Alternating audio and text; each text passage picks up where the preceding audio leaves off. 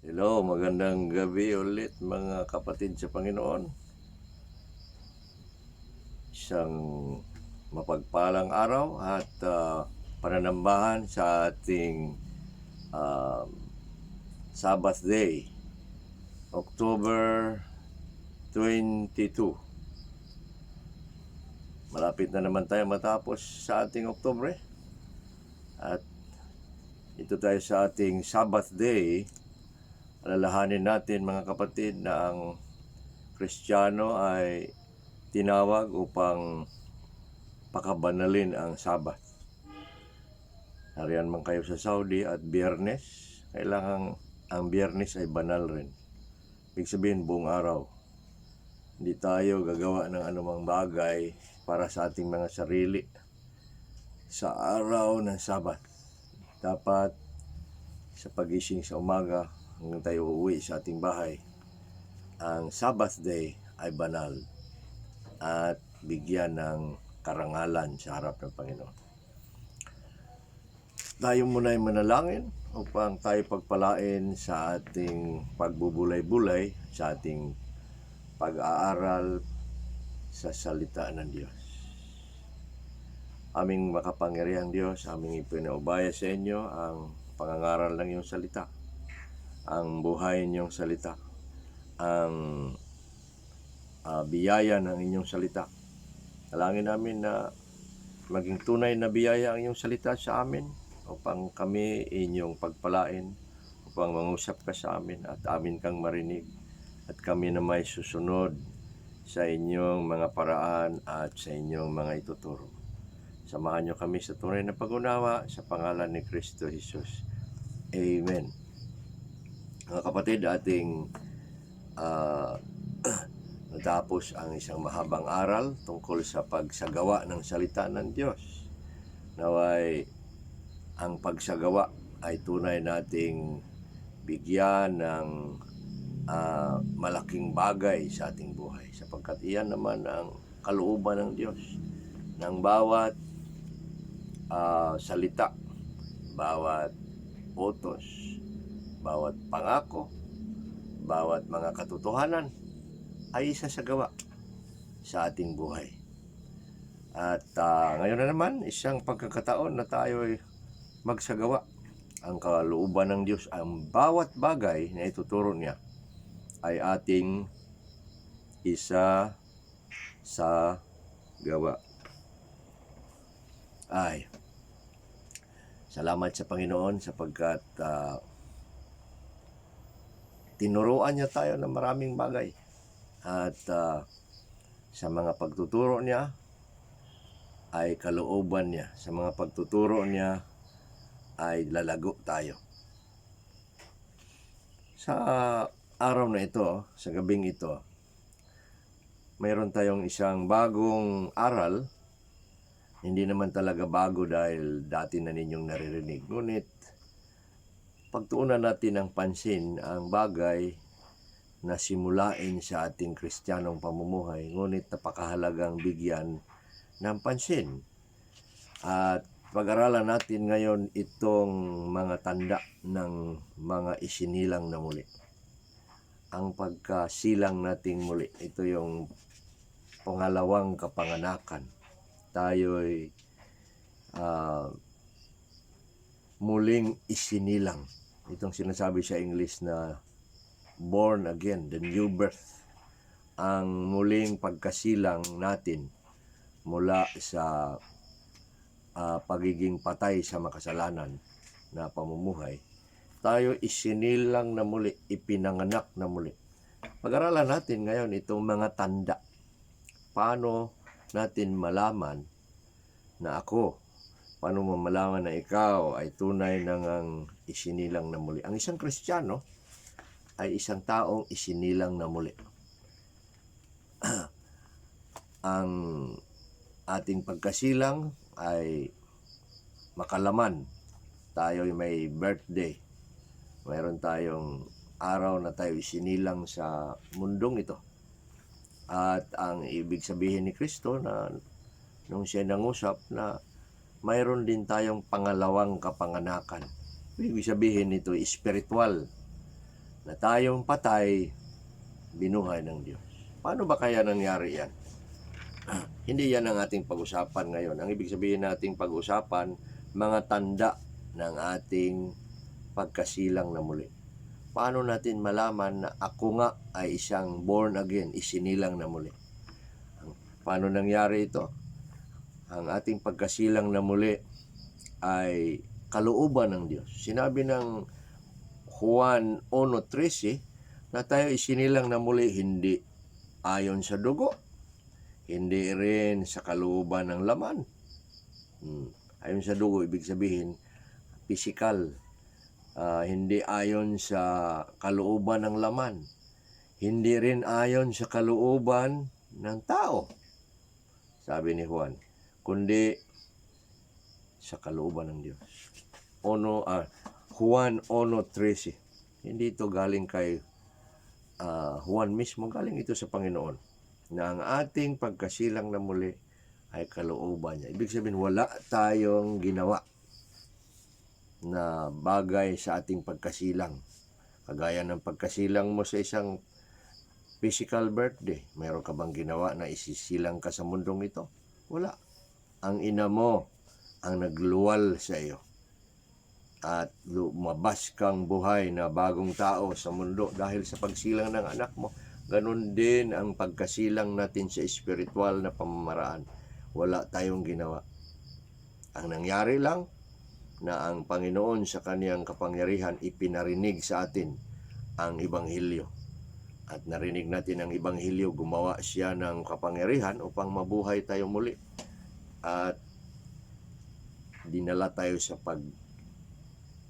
pananampalataya doon sa ating narinig. Dinala tayo sa pagsisisi ng ating kasalanan at tayo'y naging bagong linalang.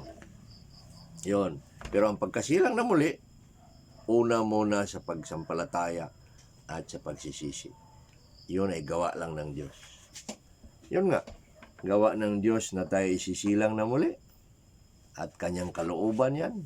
At wala tayong kinalaman sa ating pagkasilang na muli. Dapat malaman mo tunay yan at marunong ka magpaliwanag ng iyong pagkasilang na muli ay gawa lang ng Diyos. Yung tawag rin ito sa Biblia na resurrection, pagkabuhay na muli. Yan sa Episo 2:4 at 5. Pag-aralan natin yan mamaya-maya. So ano ang mga tanda? What are the signs then that I or you are born again? How do we know from Scripture that I am born again? Si Juan, sa kanyang sulat, no? Si Juan ay may sinulat sa Biblia na 4 na sulat. Una, ang kanyang Ebanghelyo, ang aklat ni Juan. Mayroon din siyang sulat na 1 John. Mayroon pangalawa, 2 John. May 3 John. Ibig sabihin, 4 lahat ang kay Juan. At ang itong lahat na mga sulat ay puro din Ebanghelyo ito. Kasi sulat ang mga bagay tungkol sa Diyos na iparating sa atin ay kanyang Ebanghelyo. Ngayon, ano ang sinulat ni Juan mula sa 1 Juan sa 5 kapitulo? Kukuha tayo ng mga bagay sa sinulat niya tungkol sa pagkasilang natin muli at ang mga tanda nito. Ano ang sinulat at sinabi ni Juan na mga tanda ng ating pagkasilang na muli? Mayroong 6 na bagay na sinabi ni Juan na ikaw at ako ay isinilang na muli sa pamamagitan ng mga tanda na ito. Spiritual ito na karanasan at spiritual din ng mga tanda. Una, ang mga isinilang na muli ay sumampalataya na si Jesus ay Kristo. Ulitin natin, ang mga isinilang na muli ay sumampalataya na si Jesus ay ang Kristo. Si Jesus ay tinatawag sa Biblia na Jesus Kristo, Jesus Christ. Medyo mali yung mga Biblia natin nagsabing Hesus Kristo. Dapat Jesus Kristo, Jesus Christ. At ang sumampalataya sa Kanya, ikaw at ako, kung tunay tayong isinilang na muli, naniniwala tayo na si Jesus ay ang Kristo. Ano ba kasi ang Jesus? Ang Jesus ay tagapagligtas, Savior. O Mateo 1:21, tatawagin siyang Jesus, pangalanan siyang Jesus sapagkat ililigtas niya ang kanyang bayan sa kanilang mga kasalanan. Yan ang Jesus. Ngunit ang Kristo, ano ba ang Kristo? Ang Kristo ay isang Mesias, the anointed one. Yan ang Jesus. Yan ang Kristo. Ang ibig sabihin sa Mesias ay may relasyon sa pagiging pangulo, hari. Siya ang tagapagligtas na hari. Hindi siya tagapagligtas lang na tao. Doon sa Jesus, siya ay tao. Sa kanyang pangalang Kristo, ibig sabihin siya ay Diyos, siya ay Mesias. Siya ang hari. Doon sa ating mga aral sa Heidelberg Catechism, tinuturo doon na walang ibang maging tunay na tagapagligtas kundi ang Diyos mismo. Si Kristo ay dapat Diyos at tao. Kaya itong pangalang Jesus Christ, nagsasabi lang na si Kristo ay tao at Diyos.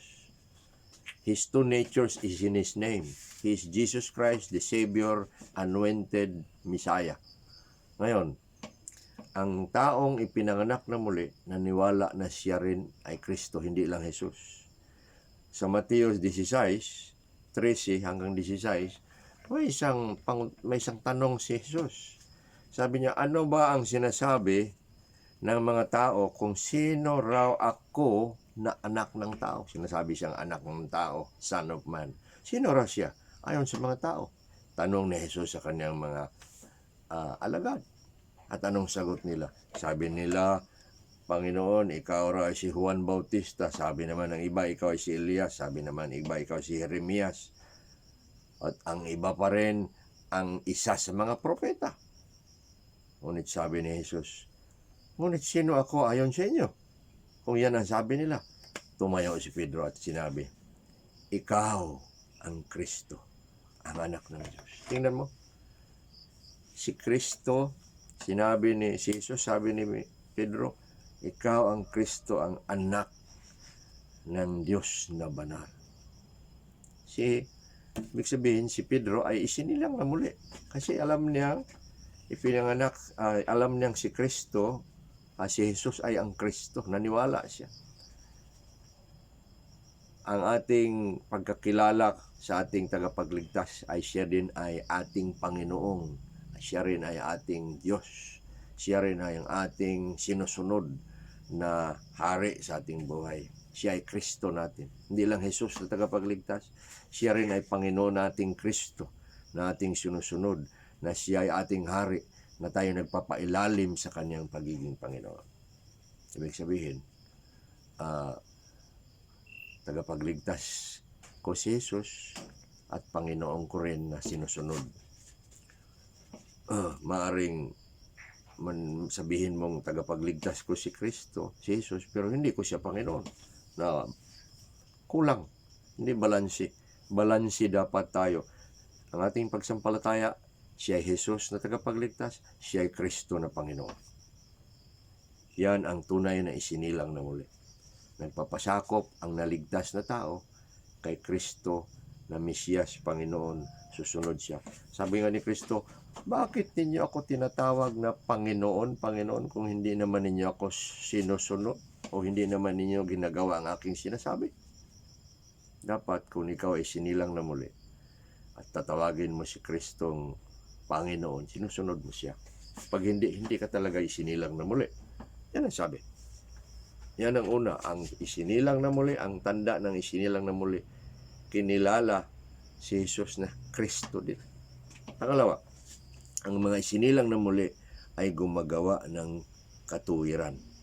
Katuwiran, righteousness. Ibig sabihin, ang ipinanganak o yung isinilang na muli ay gumagawa ng bagay na matuwid. Gumagawa ng matuwid o katuwiran.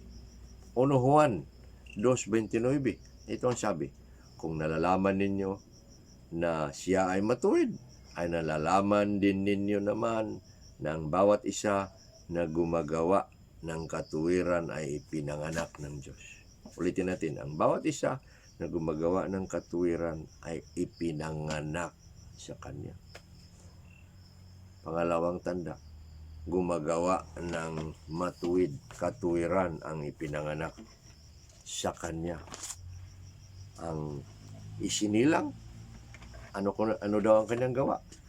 Katuwiran, matuwid. Walang matuwid sa bawat taong makasalanan, sapagkat sila'y alipin ng kasalanan. Sinabi nga ng Henesis 5:6, 6:5, Henesis 6:5, na ang sanlibutan na puno ng kasalanan ay pawang kasamaan lang ang naroon sa isip ng tao. Pawang kasamaan. Walang mabuti. Sinabi nga ni Pablo sa Roma 10, versikulo 10, walang taong matuwid, wala ni isa, kahit isa. There is none righteous, no, not one. Walang matuwid. Alipin ng kasalanan dahil sa ganitong karanasan. Dahil sa dahil sa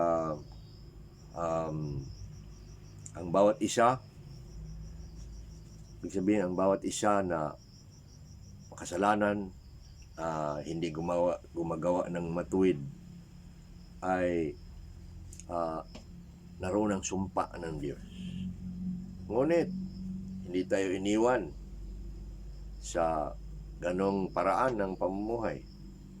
Ang Ebanghelyo ay dinala sa atin, dahil sa pagtanggap sa Ebanghelyo, tayo'y ginawang matuwid at maaari nang gagawa ng matuwid. Ano sinabi ng Roma 1:16? Hindi ko ikinahiya ang Ebanghelyo, sabi ni Pablo, sapagkat ito ang kapangyarihan ng Diyos sa ikaliligtas ng bawat sasampalataya o sumampalataya. Dahil ang naroon sa Ebanghelyo ay ipinahayag, ipinakilala ang katuwiran ng Diyos. For in the gospel, the righteousness of God is revealed. Ang Ebanghelyo ay nagsalaysay, nagpakilala sa katuwiran ng Diyos. Paano kasi? Ano bang Ebanghelyo? Sa Ebanghelyo alam natin na mensahe tungkol sa ating Panginoon, tawag sa pagsampalataya at pagsisisi. Kapag sa sampalataya at magsisisi, naroon ang tinatawag na katuwiran ng Diyos, pagkat naroon ang kapatawaran ng Diyos. Kaya ang tanda ng isang isinilang na muli ay gumagawa ng matuwid o gumagawa ng katuwiran.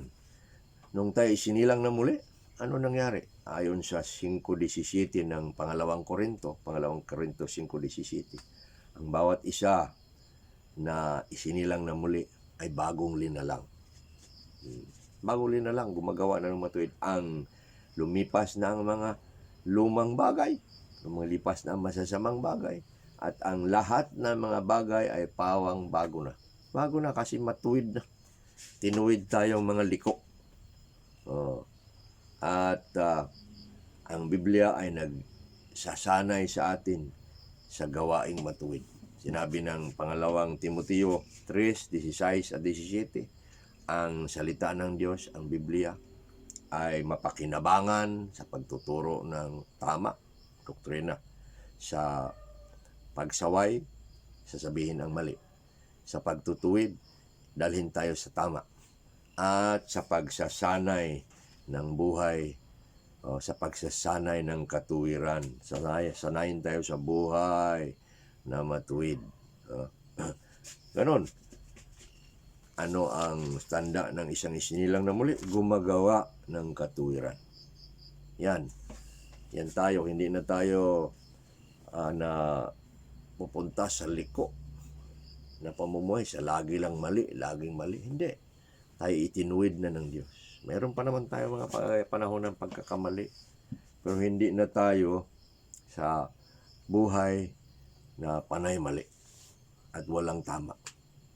Itinuwid na tayo. Kaya ang pangalawang tanda ng isang isinilang na muli, namumuhay na matuwid. Namumuhay o gumagawa ng katuwiran. Pangatlo, ano ang pangatlong sinabi ni Juan sa kaniyang sulat? Ang tungkol sa mga isinilang na muli. Ang mga isinilang na muli ay hindi magpatuloy sa paggawa ng kasalanan. Pangatlo, ang ipinanganak na muli o isinilang na muli ay hindi na magpapatuloy sa paggawa ng kasalanan. Kanina, nung umalis tayo sa pangalawa, gumagawa ng matuwid. Parang parehas, di ba? Ang pangatlo, hindi nagpapatuloy sa paggawa ng kasalanan. Siyempre, ang gumagawa ng matuwid, hindi nagpapatuloy sa kasalanan. Ayon sa 1 Juan 3, 9 at 10. Ito ang sabi. 1 Juan 3, 9 at 10. Ang sinumang ipinanganak ng Diyos ay hindi na gumagawa ng patuloy na kasalanan, sapagkat ang binhi ay nanatili sa Kanya at hindi siya maaring magpapatuloy sa kasalanan dahil ipinanganak na siya ng Diyos. Tingnan nyo, hindi na magpatuloy sa kasalanan sapagkat ipinanganak na siya ng Diyos. Magkasala naman, pero hindi magpatuloy sa siging tinatawag na ugali, likas na kasalanan na ginagawa ng dati. Hindi naman sinabing ang Kristiyano ay hindi na magkasala, sapagkat sinabi rin ni Juan kung sasabihin natin wala tayong kasalanan o hindi tayo nagkakasala, tayo naman ay nagsisinungaling at wala sa atin ang katotohanan.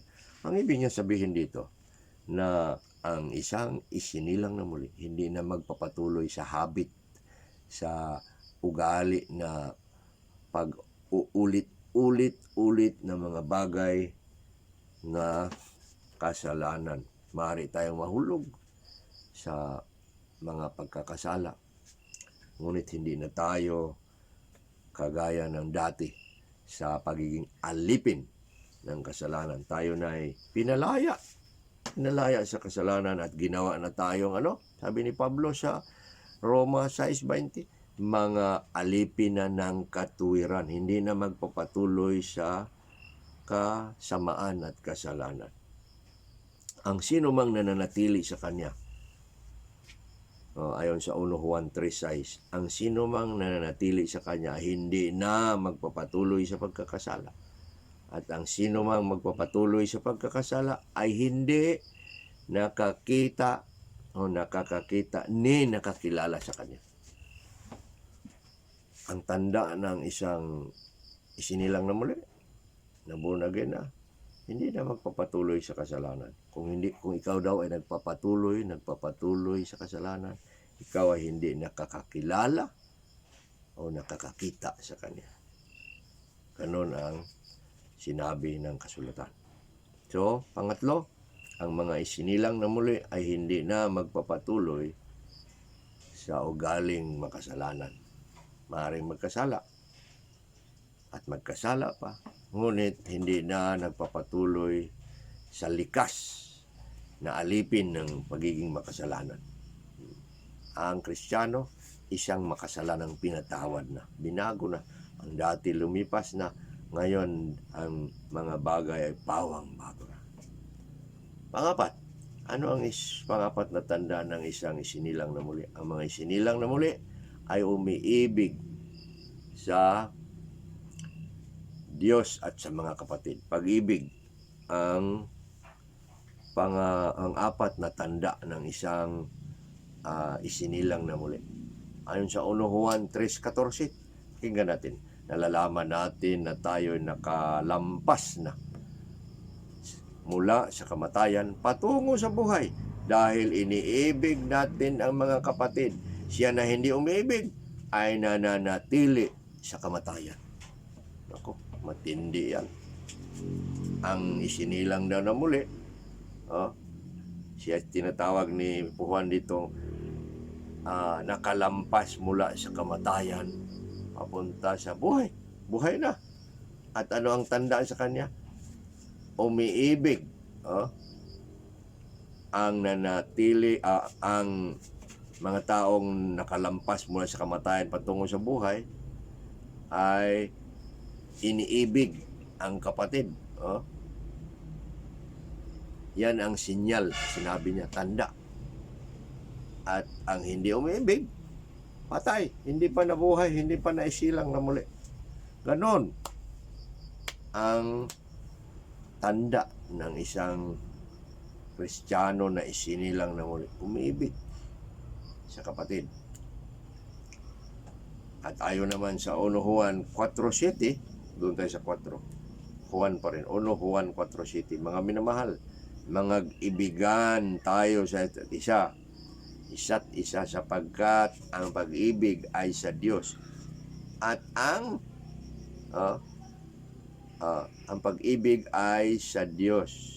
At ang bawat isa na umiibig ay ipinanganak ng Diyos at nakakilala sa Diyos. Yun ang mga isinilang na muli, umiibig sa Diyos at nakakakilala sa Diyos. Ganon. Kanina, ang patay na binuhay ay malaman na siya'y umiibig. Ngunit ang hindi umiibig, patay, hindi pa nabuhay.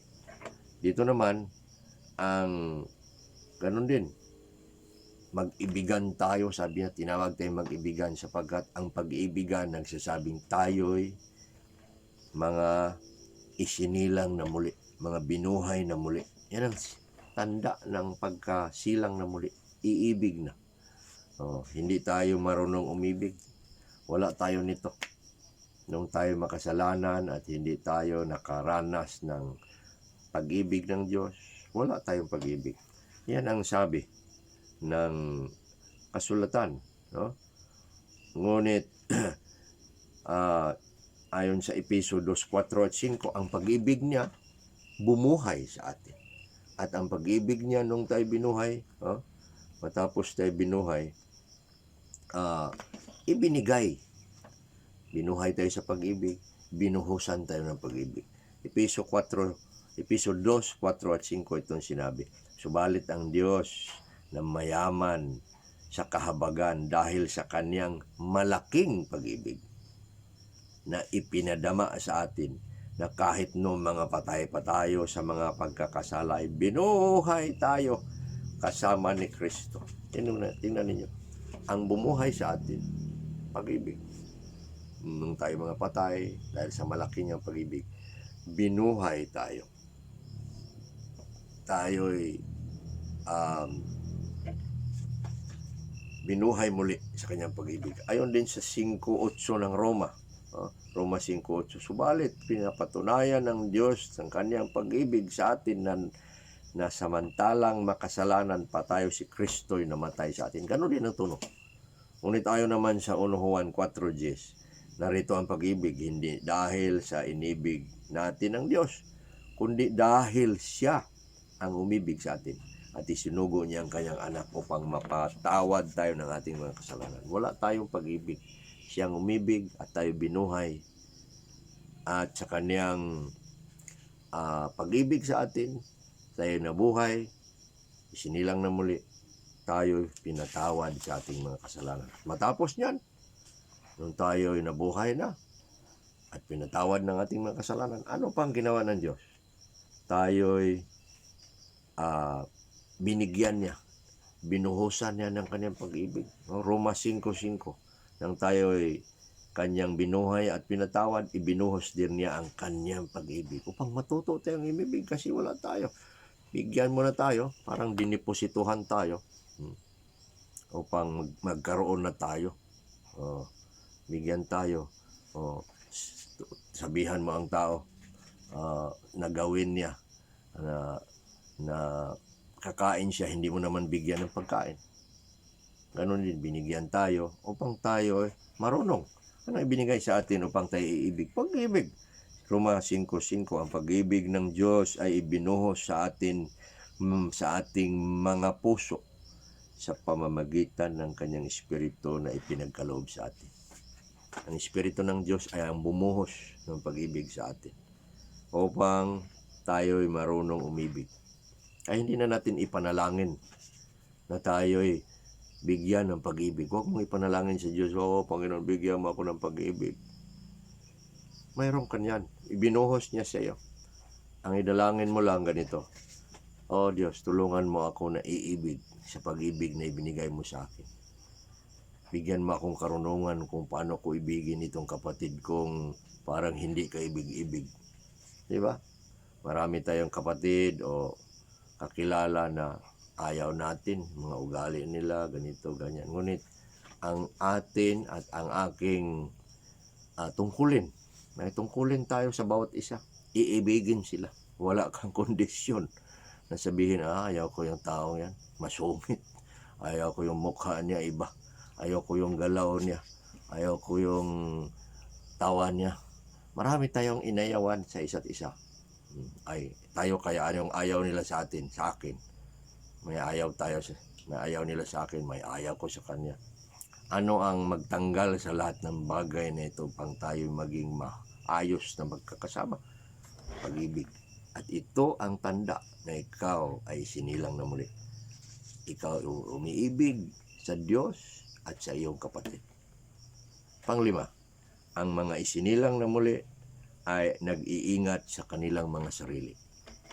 Matapos sinabi na hindi na magpatuloy sa pagkakasala ang isinilang na muli, at ang isinilang na muli ay gumagawa ng matuwid, at ang isinilang na muli ay umiibig sa Diyos at sa kapatid. Ngayon na naman ang isinilang na muli ay nag-iingat sa sarili. Kaya pala hindi nagpapatuloy sa pagkakasala. Kaya pala matuwid ang kanyang gawa. Sapagkat sinabi rin ni Juan, maingat ang isang isinilang na muli. Maingat. Ito ang sinabi ng 1 Juan 5:18. Pakinggan ninyo. 1 John 5:18. Nalalaman natin na ang sinumang ipinanganak ng Diyos ay hindi na magpapatuloy sa kasalanan, kundi siya na ipinanganak ng Diyos ay nag-iingat sa kanyang sarili. Ano pat hindi siya ginagalaw niya ang masama. Nag-iingat. Hindi nga daw magalaw ng masama yung diablo, dahil sa kanyang ingat siya. Ang application yan ay marami. Ang salitang pag-iingat ay maraming bagay na ibig sabihin. Basta pag-iingat ay anumang bagay na masama, anumang bagay na hindi gawin, iniingatan niya na hindi niya magawa. At ano namang mga bagay na dapat gawin, ginagawa niya. Maingat. Ngayon, nag-iingat ang isinilang na muli sa pamamagitan ng pagtuon ng kanyang mata sa kanyang sarili, sa kanyang paningin sa pag-asa. Mayroon tayong pag-asa, tinatawag ng Biblia na the blessed hope, isang pag-asa na hinihintay natin ang Panginoon sa kanyang pagbabalik. The great hope, isang dakilang pag-asa. Doon nakatuon ang ating mga paningin, ang ating mga damdamin, ang ating buong pagkatao. Yan ang sinabi ni Pablo sa Efeso 1:17-18 na ang mata ng ating mga puso, that the eyes of your heart, maliwanagan upang tayo'y matutong tumingin kung ano ang ating pag-asa. Yun, pag-asa, tutuon ang ating paningin doon. Doon tayo tinawag sa pag-asa. Doon tayo isinilang na muli dahil sa dakilang pag-asa, sabi ni Pedro, at makatuon sa pag-asang yun. At yun ang paraan na tayo'y mag-ingat sapagkat sabi ni Juan, 1 Juan 3:3, ang sino mang mayroong nagtataglay ng pag-asang ito ay naglilinis ng kanyang sarili. He who has this hope in him purifies himself just as he is pure. Sino mang nagtataglay ng pag-asang ito, naglilinis ng kanyang sarili. Tayo maingat, nakatuon doon sa pag-asa at tayo naglilinis. Yun ang pag-iingat. Pangatlo, nag-iingat sila sa pamamagitan ng lakad ng karunungan. Ang mga maingat dahil isinilang na muli lumalakad sa karunungan. Ayon kay Pablo, Efeso Kapitulo 5, versikulo 15. Efeso 5:15. Walk circumspectly. Lumakad kayo na marunong. Lumakad kayong pagsikapan ninyong lumalakad na may pag-iingat. Walk circumspectly sa English pa. Hindi katulad ng mga mangmang, ngunit katulad ng mga marurunong. Yun, maingat, marurunong. Lakad ng pag-iingat. Lakad na marurunong. Ano pa? Ano pa ang ibig sabihin ng nag-iingat? Nakatuon sa pag-asa, lumalakad sa karunungan, at sabi ni Pablo pa rin, nag-iingat sila sa pamamagitan ng pag-unawa sa kalooban ng Diyos. 5:17 ng Efeso. They walk carefully, circumspectly, by knowing the will of God. Pag-alam, pag-unawa sa kalooban ng Diyos. Sa bawat panahon, bawat bagay na tayo lumalakad, lagi nating iniingatan kung ano ang kalooban ng Diyos. Ano kaya ang kalooban ng Diyos sa araw na ito sa amin? Ito'y Sabbath day. Pumunta siyempre sa simbahan. Yan ang karunungan.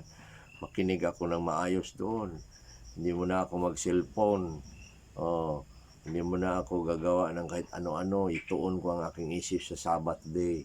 This is Sabbath day. Kaya kung maaari, yung mga cellphones na yan, maraming games, iba't ibang bagay, iba't ibang pinapanood. Sirado mo na. Maliban sa mga necessary calls or necessary, pero unnecessary, panonood, gawa dito, gawa dyan, games dito, gawa. This is Sabbath day. Unawain ang kalooban ng Diyos. Isang application lang yan. Sa Sabbath day, unawain ang kalooban ng Diyos. Anong kalooban ng Diyos? Pakabanalin ang kanyang araw. Pakabanalin ang kanyang pangalan. So sa bawat pagkakataon, unawain ang kalooban ng Diyos. Yan ang lakad ng pag-iingat sa mga isinilang na muli. Yan ang panglimang tanda. Ang isinilang na muli ay mga taong nag-iingat sa sarili. Pang-anim at katapusan, ang mga isinilang na muli ay ang dumadaig sa sanlibutan. Dumadaig sa sanlibutan. Those who are born again overcome the world. Dinadaig nila, hindi sila nagpapadaig. Dinadaig nila ang sanlibutan.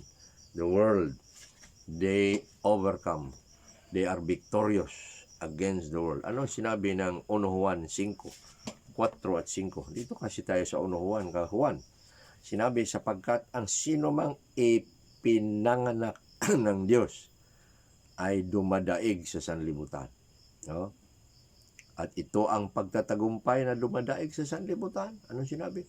Sa makatuwid bagay ang ating pananampalataya. Sino siya na dumadaig sa sanlibutan? Ayon sa 5, kundi siya na sumampalataya na si Jesus ang ating si Jesus ang siyang anak ng Diyos. So ang sinasabi na nagtatagumpay, dumadaig sa sanlibutan sa pamamagitan ng pananampalataya. Sa 5, sa pamamagitan ng pananampalataya kay Kristo Jesus. Yan ang isang aplikasyon ng tinatawag na ang isang isinilang dumadaig sa sanlibutan, nagtatagumpay sa sanlibutan. Siya ay may malakas, matibay na pananampalataya. Paano ba ito lumalaban, no? Itong pananampalataya. Sa pamamagitan ng pananampalataya, nananaig, nadadaig niya ang sanlibutan. Tatagumpay. Una, itong application ng faith to overcome the world is, una, hindi niya iniibig ang sanlibutan. Sa 1 Juan 2:15, may utos ang Panginoon, huwag ninyong ibigin ang sanlibutan, sabi niya. Sapagkat ang umiibig sa sanlibutan ay wala sa kanya ang pag-ibig ng Ama. Kung umiibig na tayo sa sanlibutan, wala yung pag-ibig natin sa Diyos. Patay. Kasi ang sanlibutan na iniibig mo eh. Dapat, kung ikaw ay isinilang na muli, umiibig ka sa Diyos. Ngunit ang taong isinilang na muli na nagtatagumpay sa sanlibutan, hindi niya iniibig ang sanlibutan. Ano ba ang nasa sanlibutan? Ang pagnanasa ng laman, pagnanasa ng mata, at kapalaluhan ng buhay. The lust of the flesh, lust of the eyes, and the pride of life. Hindi niya yon iniibig. Ano pa? Ginagawa nila matapos niya hindi ibigin ang sanlibutan, ginagawa nila ang kalooban ng Diyos. Sabi ni Juan, ang sanlibutan, ang lahat ng mga pagnanasa nito ay lilipas. Ang sanlibutan, ang lahat ng pagnanasa, anumang gusto mo, gawin mo, lahat, sabi niya, lilipas. Ngunit ang gumagawa ng kalooban ng Diyos ay mananatili magpakailanman. Mabubuhay sa kaharian ng Diyos. Hindi siya umiibig sa sanlibutan. Dinadaig niya ang sanlibutan. Ginagawa niya ang kalooban ng Diyos. Yon, ang taong nagtatagumpay sa sanlibutan, dumadaig sa sanlibutan sa pamamagitan ng pagkasilang niya muli. Pang-apat, siya ay hindi niya kinakaibigan ang sanlibutan. He is not befriending the world. He is not a friend of the world. Ayon sa Santiago 4:4, whoever is a friend of the world is an enemy of God. Sino mang kaibigan ng sanlibutan o ginagawa niyang kaibigan ang sanlibutan, siya ay kaaway ng Diyos. Tinatawag nga ni Santiago ng mga adulterers and adulteresses, no? Mga taong adulterer, isang naghahanap ng ibang asawa.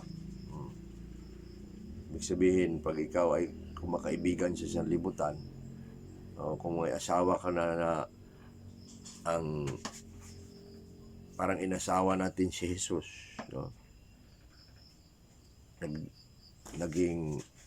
Naghahanap ka ng kabit, ang sanlibutan.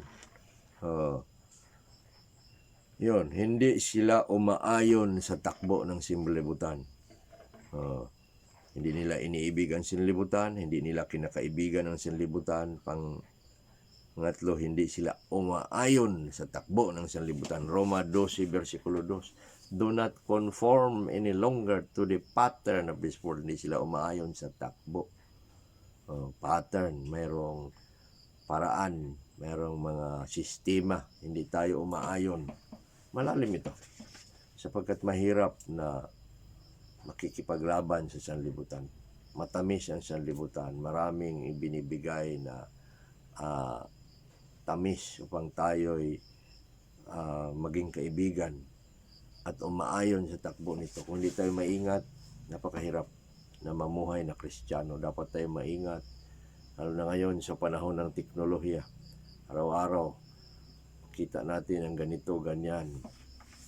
Mga tinatawag na, una, ang pagnanais ng laman, the lust of the flesh, pagkain, mga bagay na nagpapasarap sa katawan, may asawa ka na pero gusto kang ipahanap ng iba sa pamagitan ng paningin, pagnanasa ng mata. So pagnanasa ng mata at laman nag-iisa.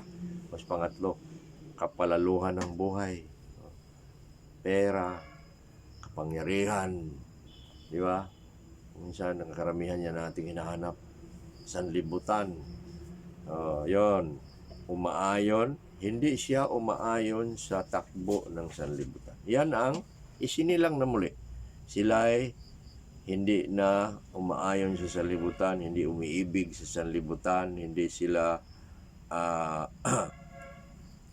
kinakaibigan o kumakaibigan ng sanlibutan. Sila ay dumadaig sa sanlibutan.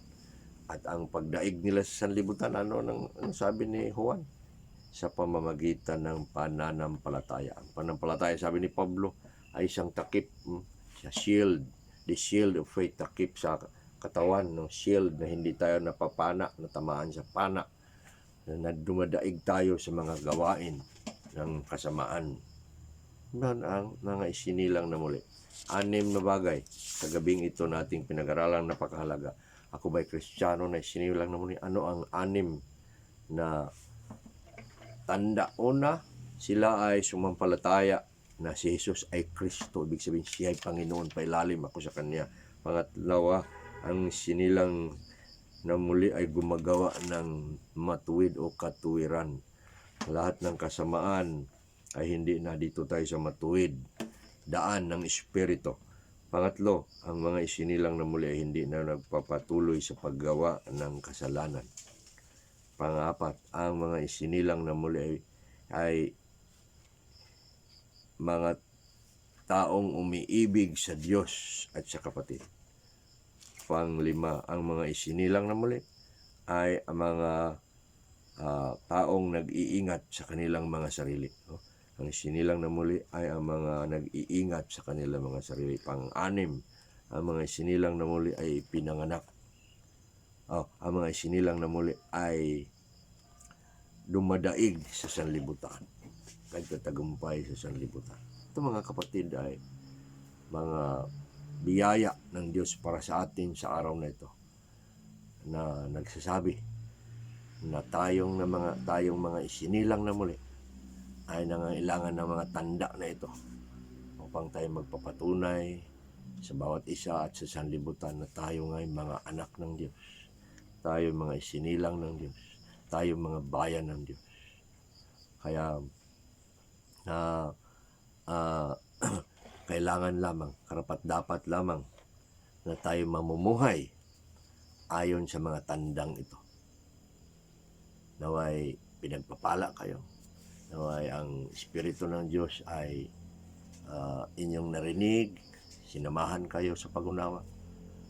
At ang sobra sa 1 buwan na aral, isa sa gawa natin ang bagay na ito. Bawat bagay na narinig ay isang tungkulin na susundin.